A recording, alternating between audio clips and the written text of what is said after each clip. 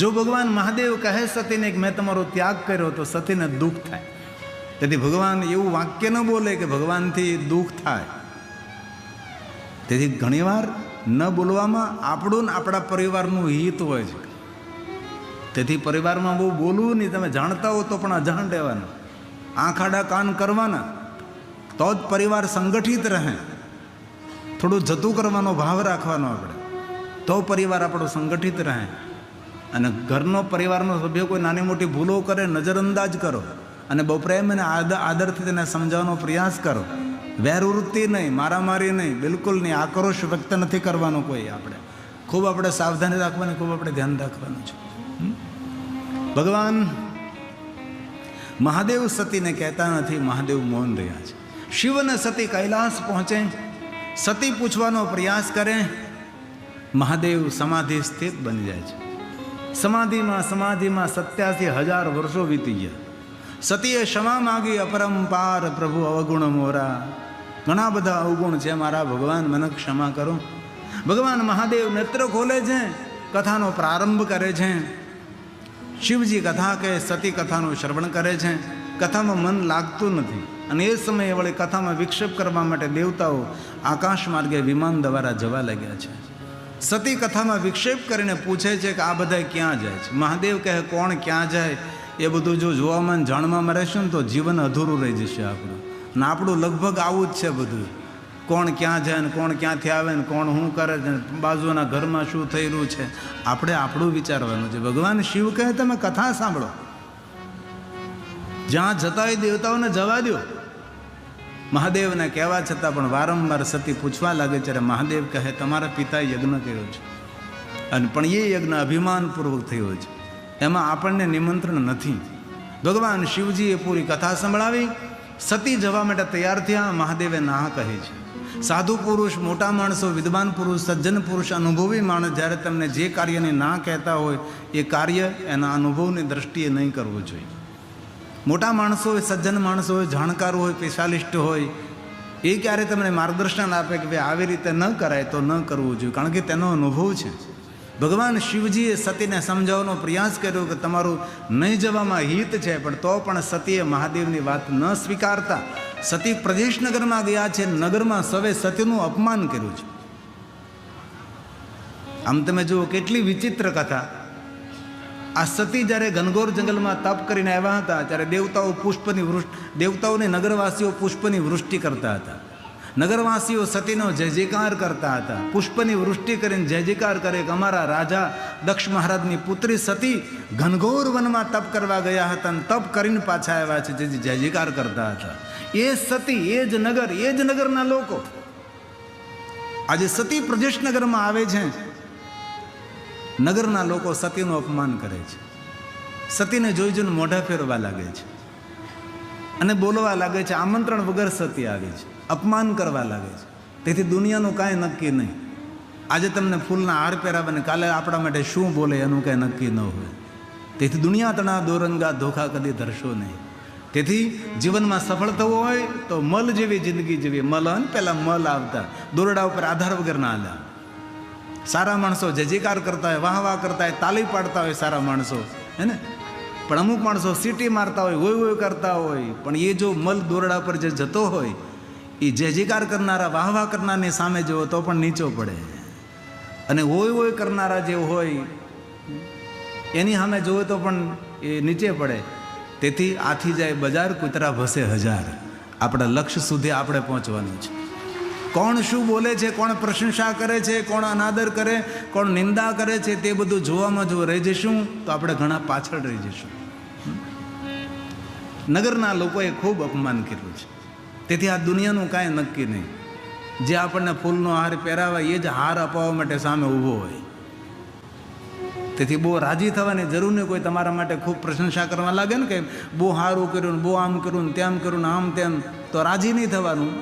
બસ ભગવાનનો પ્રસાદ, મૌન રહેવાનું, ફૂલાવાનું નહીં. કારણ કે સારું બોલનારો માણસ પણ પરિવર્તન પામે ને એ પણ ખરાબ બોલતો થાય. આ સતીના જીવનમાં અદ્ભુત ઘટના બની છે. સતી પિતાના આંગણે ગયા છે. સૌ મહેમાનો અપમાન અનાદર કર્યો છે, પણ મા વીરની ખૂબ સ્વાગત કર્યું. કારણ કે મા તો મા જ. મા ઉપર તો જેટલું બોલીએ એટલું ઓછું હે. એ માં છે. માન દીકરી બહુ પ્રેમથી મળ્યા છે, ખૂબ સુંદર પ્રસંગ છે. યજ્ઞનાળના દર્શન કરવા ગયે છે. પિતાજીએ અપમાન અનાદર કર્યો છે. સતીએ યાદ કર્યું કે જ્યારે આપ મારો અનાદર કરશો એ જ સમયે મારા જીવન લીલાનો સમાપ્ત કરીશ. સતીએ પોતાના અંગમાંથી અગ્નિ દેવતાને પ્રગટ કર્યા છે. તજહી તુરત દેહી તેહી હેતુ, કેહી હેતુ તેહી હેતુ. તેહી હેતુનો અર્થ થાય છે જ્યારે દક્ષ મહારાજને સતીએ દર્શન આપ્યા, તેહી હેતુ, એ હેતુથી જ્યાં સુધી આપ સરળ રહેશો. તુલસી ગાય છે તજહું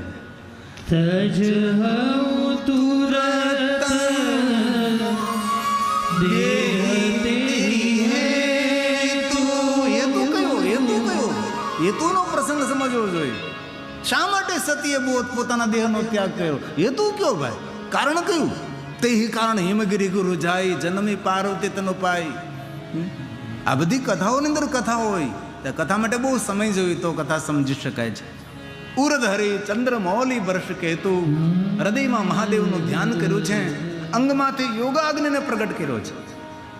શ્વાસને રોકી અને પોતાના શરીરને સ્થાન આપી દીધું અને સમાધિમાં લીન થયા અને સતીએ પોતાના પ્રાણનો ત્યાગ કર્યો છે.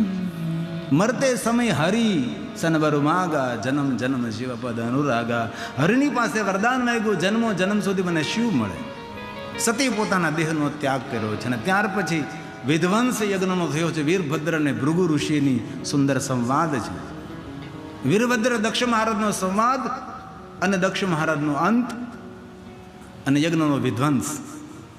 ભૃગુ ઋષિએ પ્રાર્થના કરી, શિવ પ્રગટ થયા. દક્ષ મહારાજને પશુ મસ્તક વડે જીવિત કર્યા છે. દક્ષ મહારાજે મહાદેવની સુંદર સ્તુતિ કરી છે. શિવપુરાણ ગ્રંથમાં સ્તુતિ છે, સમજવા જેવી છે કે દક્ષ મહારાજ મહાદેવને કઈ રીતે સ્તુતિ કરે છે. આ બધી કથાઓ માટે સમય જોઈએ તો થાય. કારણ કે રોજ આપણે 1.5 કલાક 2 કલાક કથાઓ કરી છે. કારણ કે આપણને મહેમાનોનું સ્વાગત કરવામાં સમય ઘણો બધો આપણો જતો રહ્યો છે. તેથી કથાઓ ઘણી બધી થઈ નથી. અને સ્વાભાવિક છે, કથા આપણે સંસ્કૃતિ હમણાં લાભાર્થે કરી હતી એટલે આ બધું કથાઓ આપણી ઓછી કથા થઈ. આ બધી કથાઓ સમજવા જેવી છે. અંતે દક્ષ મહારાજે ક્ષમા માગી. ભગવાન દક્ષેશ્વર તરીકે પ્રગટ થયા અને સતીનો બીજો જન્મ હિમાલય નગરમાં થયો. નગાધિરાજ હિમાલયમાં મેનાવતીને ત્યાં નારદના કહેવાથી પાર્વતીએ શિવ સાથે પરણવા માટે તપ કર્યું અને શિવજી સતીના શબને લઈને ફરે છે. વિષ્ણુ ભગવાને આજ્ઞા કરી ચક્રને. સતીના અંગના ટુકડા જ્યાં પડ્યા ત્યાં શક્તિપીઠોનું પ્રાગટ્ય થયું. ભગવાન મહાદેવ ધ્યાનસ્થ થયા છે. કામદેવની કથા છે. અંતે કામદેવનો ભગવાને બાળીને ભસ્મ કર્યો છે. કામેશ્વર લિંગ તરીકે ભગવાન પ્રગટ થયા. અંતે તારકાસુરનો ત્રાસ વધ્યો. બ્રહ્મા પાસેથી વરદાન પ્રાપ્ત કર્યું અને તારકાસુરે વરદાન એવું કે શિવપુત્ર દ્વારા મારું મૃત્યુ થાય, તેથી શિવજીને પરણાવવા માટે દેવતાઓ આમ તેમ યોજના બનાવવા લાગ્યા છે. અંતે ભગવાન મહાદેવને જગાડે છે. શિવ અને પાર્વતીના સુંદર વિવાહનો પ્રસંગ શિવ મહાપડ ગ્રંથ પાર્વતી ખંડમાં છે. શિવ અને પાર્વતીના વિચરણ અને વિહારની કથા છે. અને શિવ અને પાર્વતી દ્વારા પુત્ર પ્રગટ થાય ભગવાન કાર્તિકેય, તેમના દ્વારા તારકાસુરનો અંત થાય અને કાર્તિક સ્વામી સેનાપતિ બને છે. અને દક્ષિણ દિશામાં કૃષ્ણા નદી તટ પર શૈલ પહાડ ઉપર ભગવાન કાર્તિક સ્વામી અદ્ભુત લિંગોની સ્થાપના કરી અને ભગવાન મહાદેવનું આરાધન કરે છે. ત્યાર પછી ભગવાન ગણેશજીની સુંદર કથા શિવ મહાપડ ગ્રંથની અંદર છે. ત્યાર પછી 12 જ્યોતિર્લિંગની કથાઓ સુંદર સુંદર છે.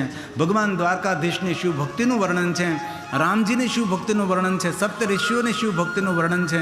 ભગવાન મહાદેવના જેટલા નામ છે એટલી કથાઓ શિવ મહાપડ ગ્રંથમાં છે.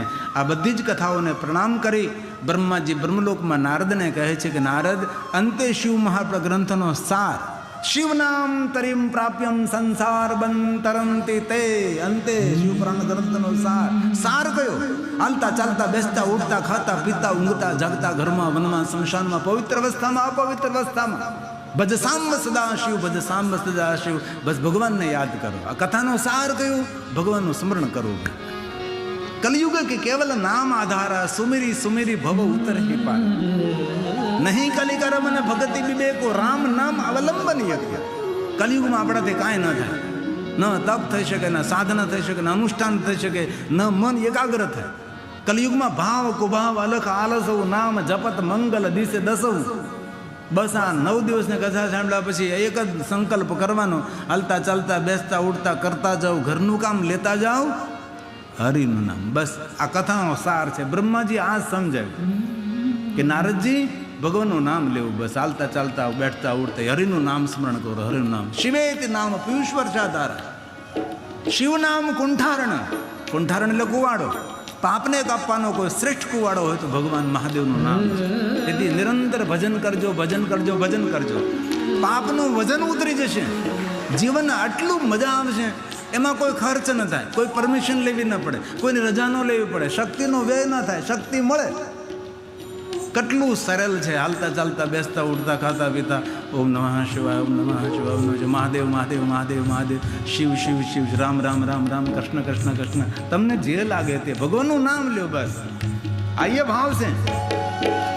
जप ले शिव का नाम प्यारे, जप ले शिव का नाम, जप ले शिव का नाम प्यारे, जप ले शिव का नाम.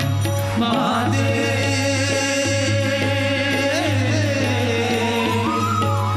नाम लेकर जीते हर सुबह और शाम.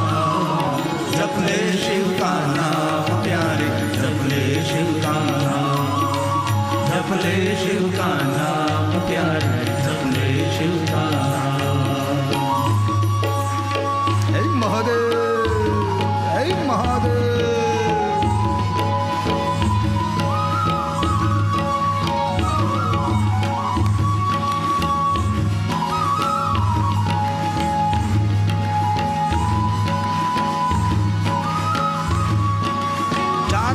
कथा पूर्ण करता हूँ, बहुत बहुत 5 मिनट.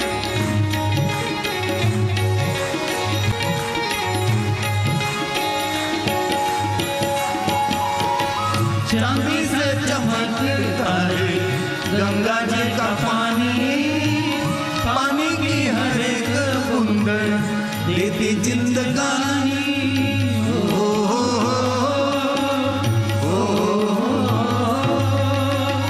चांदी सा चमकता है गंगा जी का पानी, पानी की हर एक बूंद देती जिंदगानी. તેથી જલનો વ્યય ન કરો.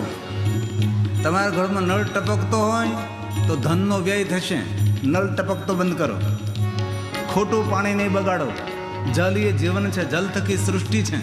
તમારા ગામની આજુબાજુ ચેક ડેમ હોય, માટીથી ભરાઈ ગયો, ઉકેરો તેને, ઊંડો કરો, પાણી ભરાય, જલ ભરાય, તળાવ બનાવો, સરોવરો બનાવો. આ બધું શિવપુરાણ ગ્રંથમાં કીધેલું છે, શ્લોકાત્મક.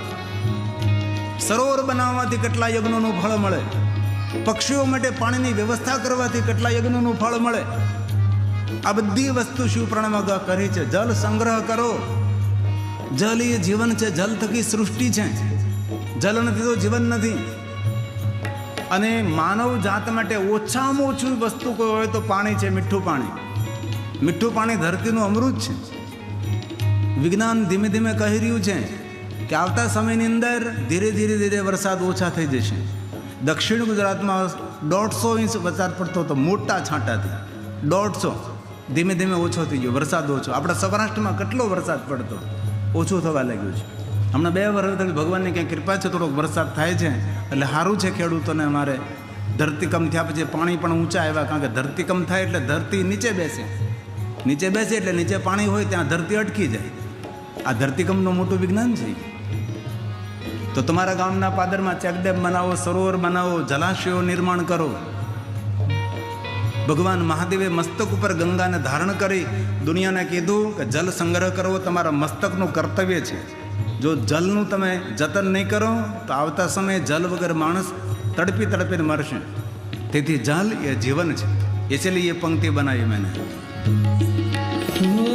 चांदी सा चमकता है गंगा जी का पानी, पानी की हर एक बूंद लेती जिंदगानी.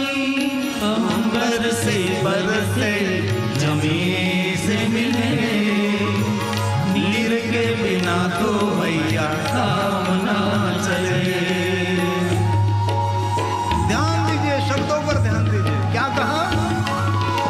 अंबर से बरसे जमीन से मिले, नीर के बिना तो भैया काम ना चले. महादेव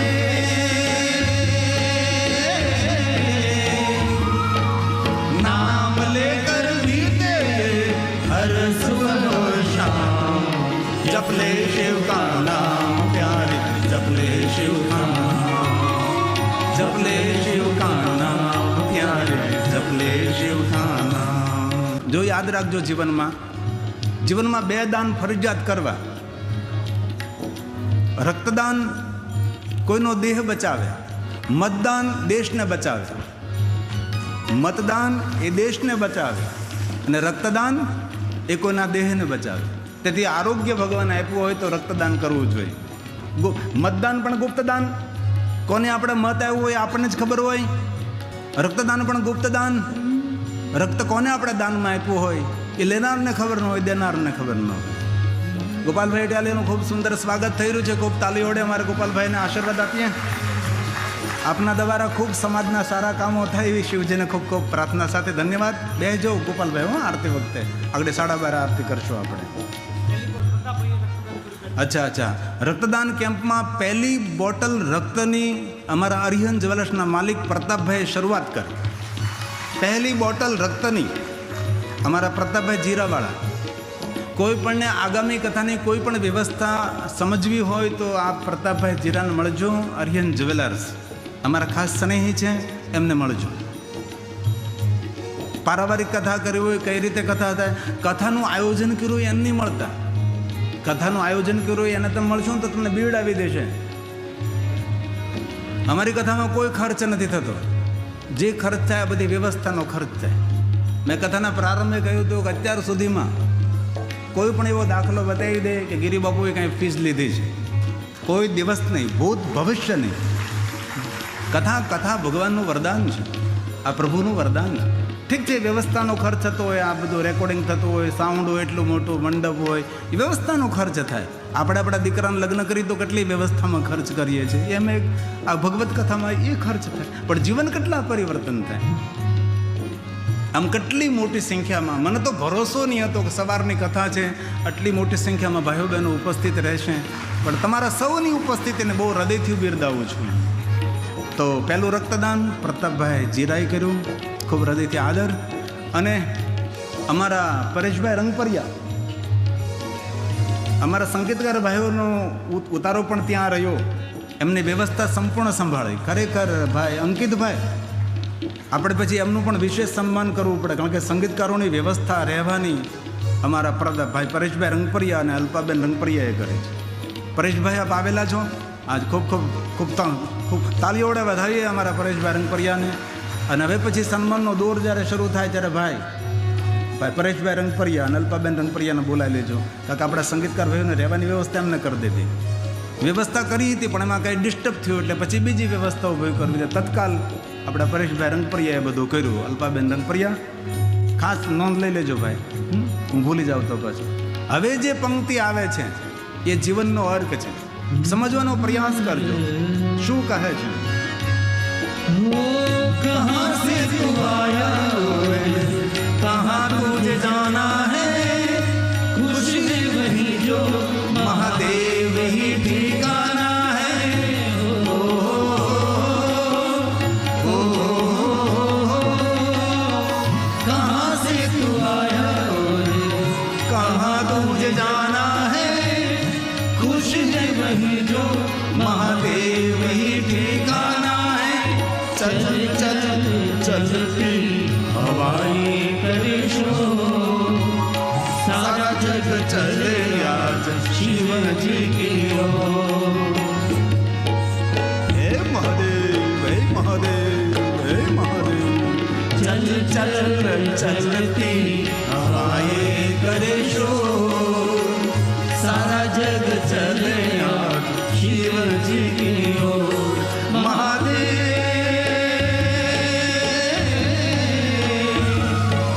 नाम लेकर बीते हर सुबह और शाम, जप ले शिव का नाम प्यारे, जप ले शिव का नाम, जप ले शिव का नाम प्यारे, जप ले शिव का नाम.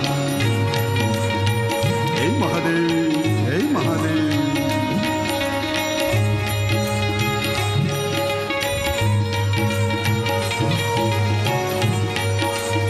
ताली साथ में, तालीથી આરોગ્ય મળે, પ્રસન્નતા મળે.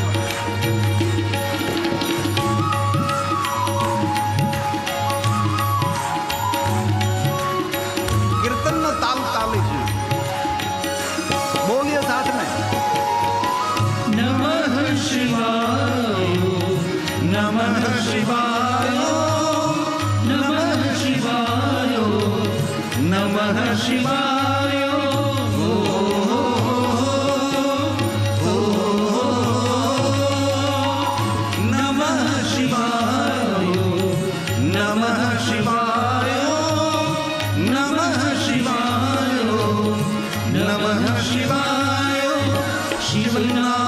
जप ले तो होगा बेड़ा पार गिरिनाथ के शरण में आ जाए एक बार महादेव महादेव महादेव हे महादेव शिव नाम जप ले तो होगा बेड़ा पार गिरिनाथ के शरण में आ जाए एक बार महादेव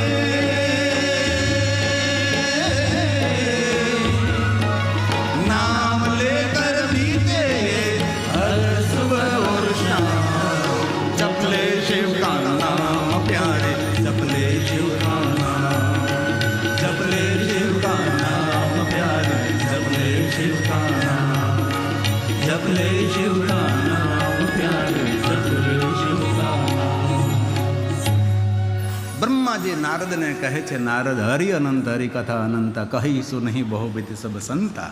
યુગો યુગો સુધી નારદજી હું તમને કથા કહેતો રહું તો પણ કથા પૂર્ણ ન થાય એવી અનંત કથા ભગવાનની છે. તેથી બ્રહ્માજી બ્રહ્મલોકની અંદર કથાને વિરામ આપ્યો. નારદજી કથાનું શ્રવણ કરી આ નારદજી મૃત્યુલોકમાં વધારે છે અને પહેલું દર્શન મહાબલેશ્વરનું કરે છે. લિંગરાજ છે, લિંગોના રાજા છે મહાબલેશ્વર.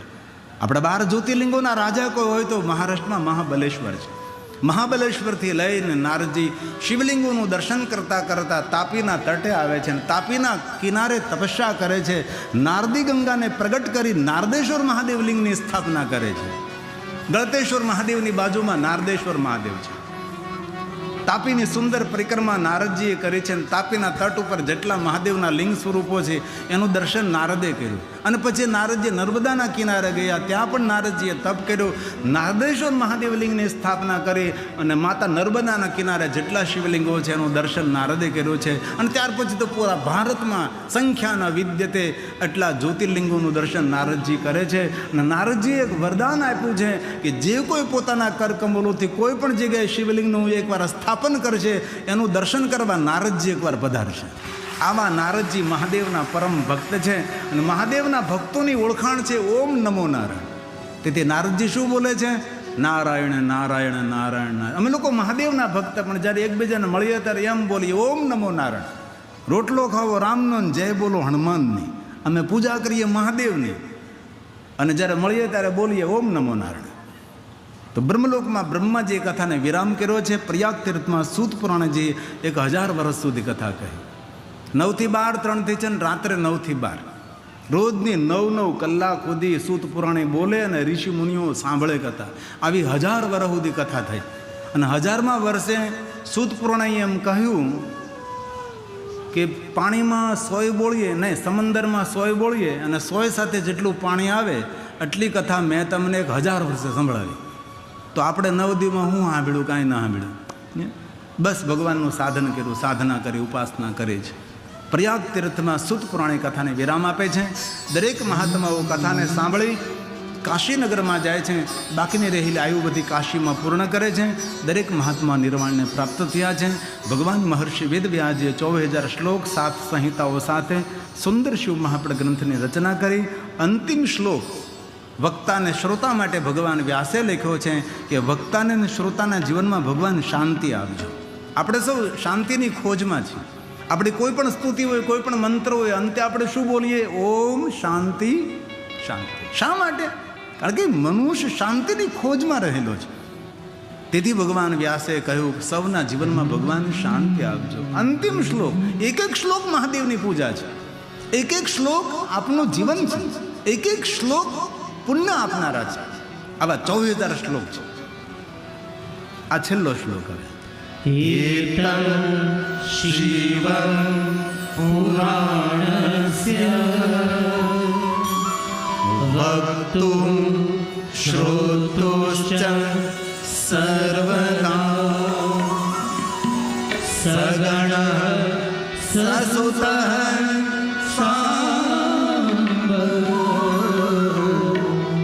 શંકરો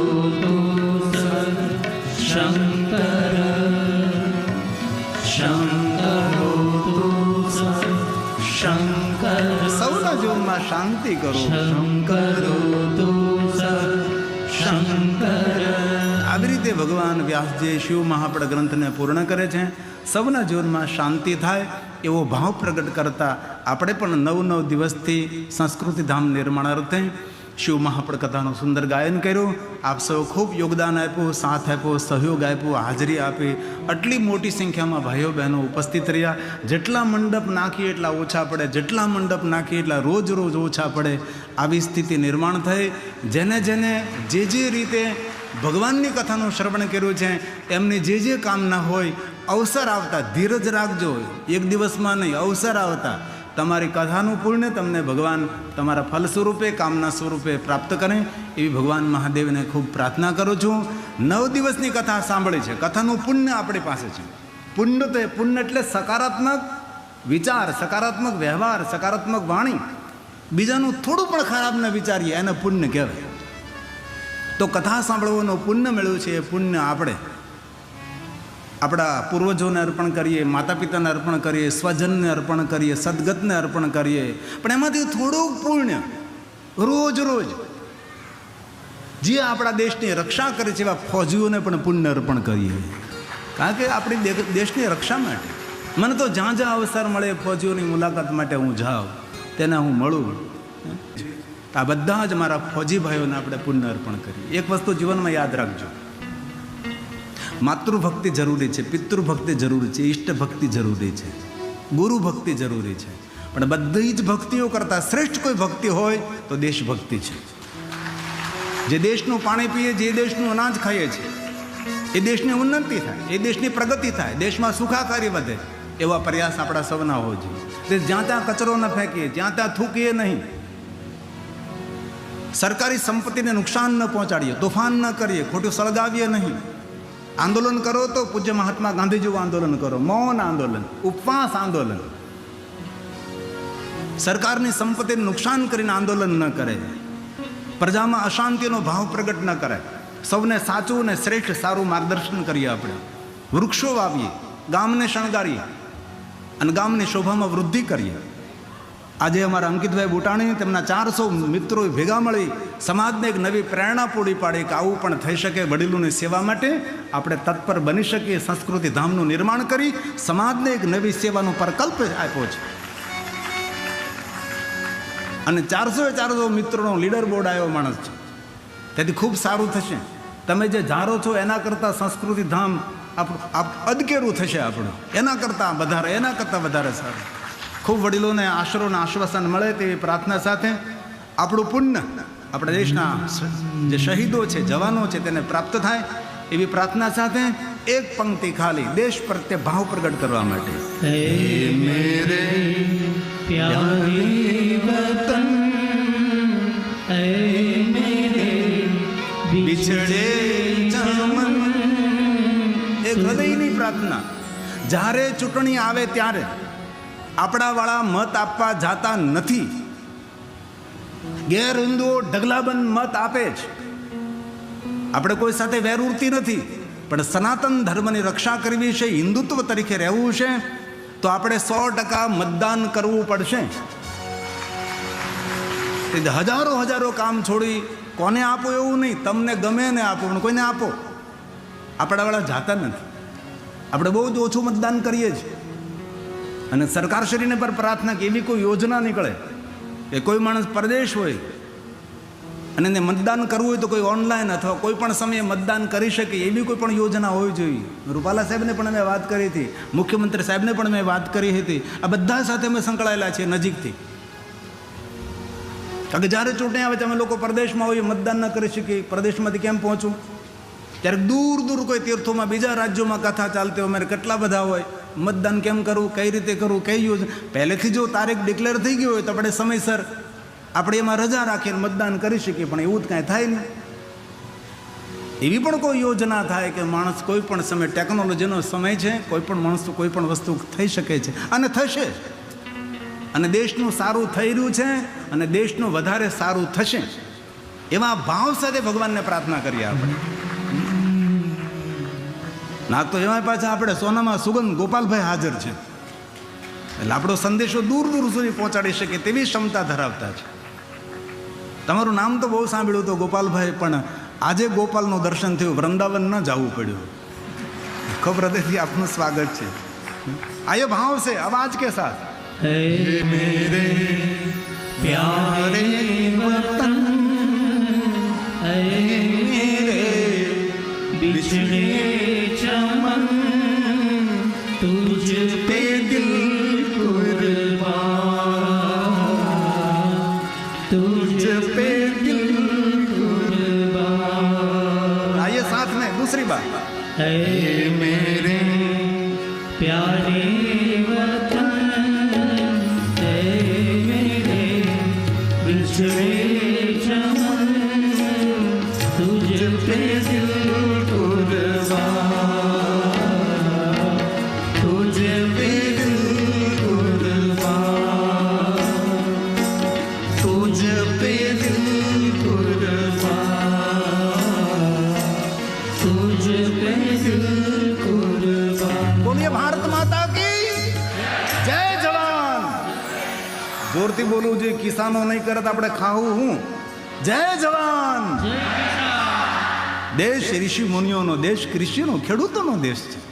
ઋષિઓનો દેશ, ઋષિઓની સંસ્કૃતિ છે, સંસ્કાર છે, ખેડૂતોની મહેનત છે, આપણા ઘરમાં અન્ન આવે છે. તેથી જય જવાન, जय किसान. શાબાશ, ऐसा होना चाहिए. ખૂબ ખૂબ ધન્યવાદ.